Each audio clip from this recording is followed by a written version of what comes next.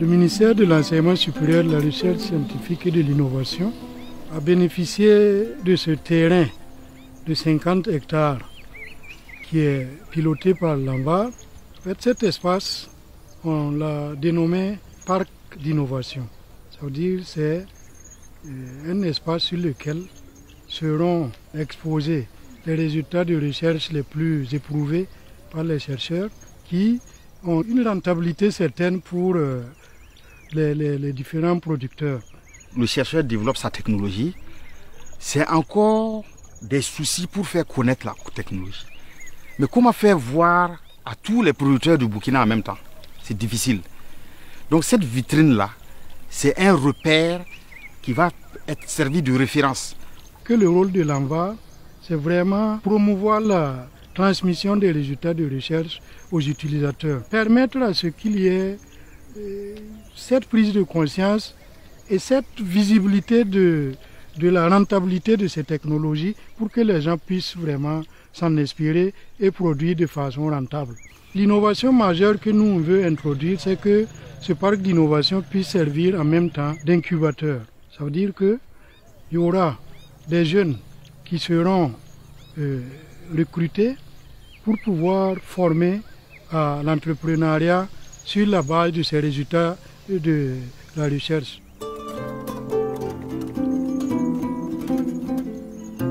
Le dispositif sera composé de l'ANVAR qui va administrer. Il y aura les chercheurs qui ont développé les technologies pour permettre que les gens puissent suivre l'itinéraire technique correctement.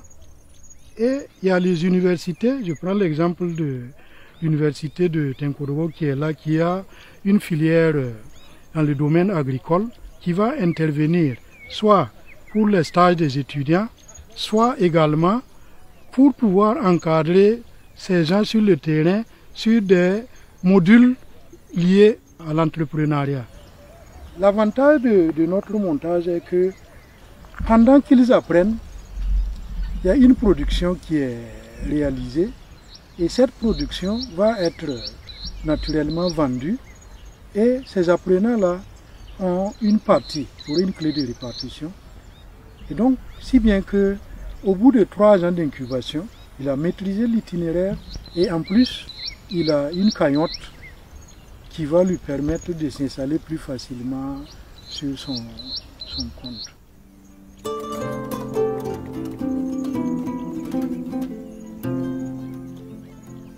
Actuellement, nous avons 2 technologies que nous exposons à la vitrine de Bagré.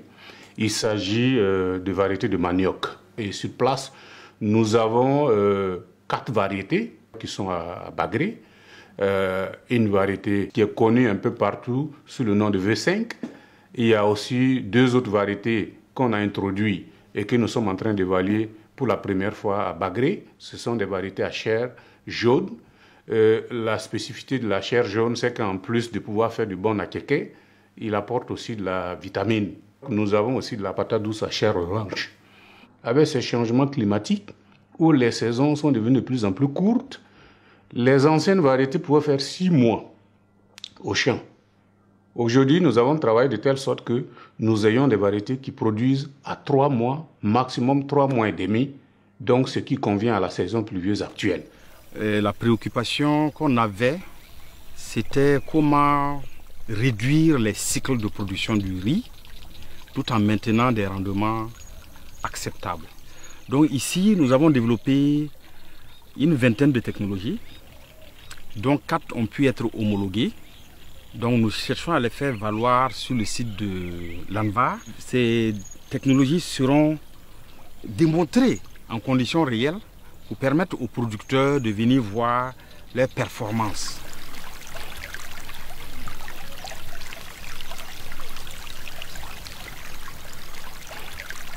Nous avons RKR18, qui veut dire Farakobari. Nous avons les KBR, tels que le KBR2, KBR4, KBR6, KBR8. C'est les 4 variétés qui sont déjà homologuées d'abord, les 4 KBR. Ensuite, d'autres sont des candidats d'homologation, tels que les KBR12, les KBR14 et 16. On a aussi des variétés qui sont en cours, telles que Vrac 8, Nason Quada, Pâté Koum et enfin Remar.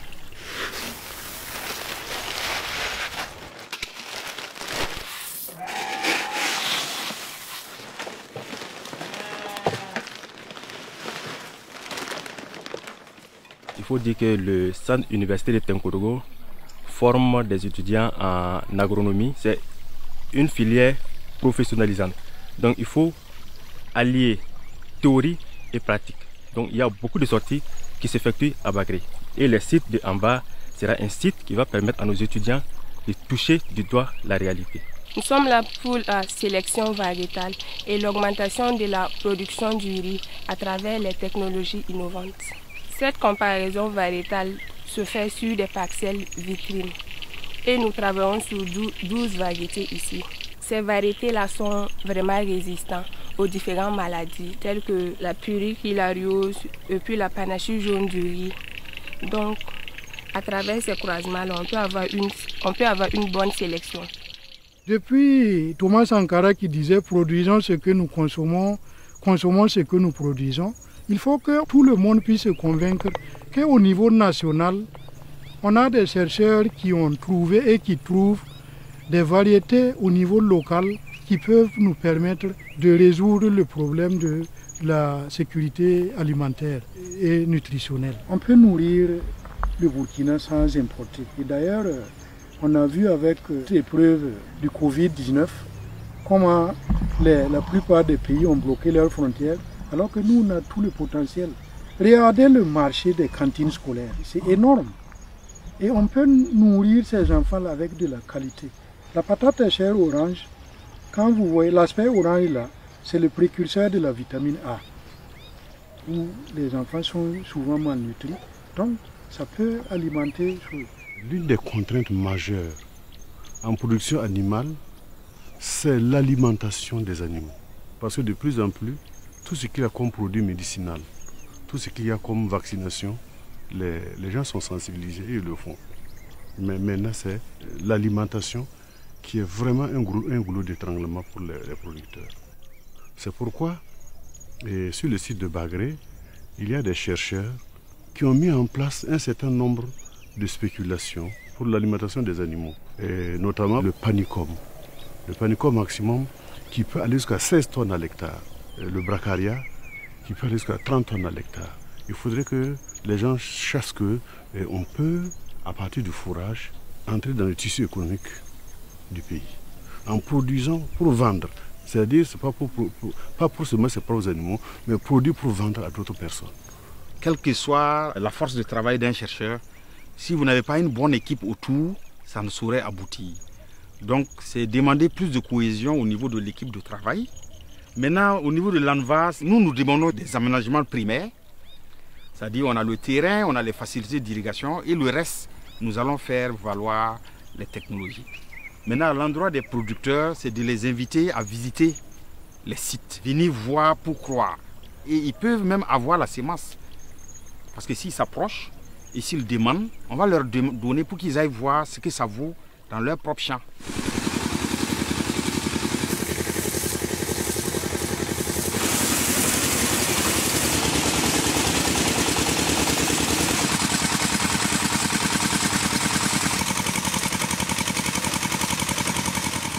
Tonda pour muni baye ara som tawote tonde yo mahanan tumaye en tout cas ariche soma ayi kwarmu asoma la yida pin ana ya soma tara yoro am bil buni ne wa loga wa ilo am bil ga am de bu ko ngawa wanyo ko bra yi ye e om lan ka banga anta toto ye nda pipi hamna singa na anya kadla wana la am de handa loga wa ni wa ko bi da ya ka mai da ya alors da toule QP le am sela auto QP ga c'est on consomme.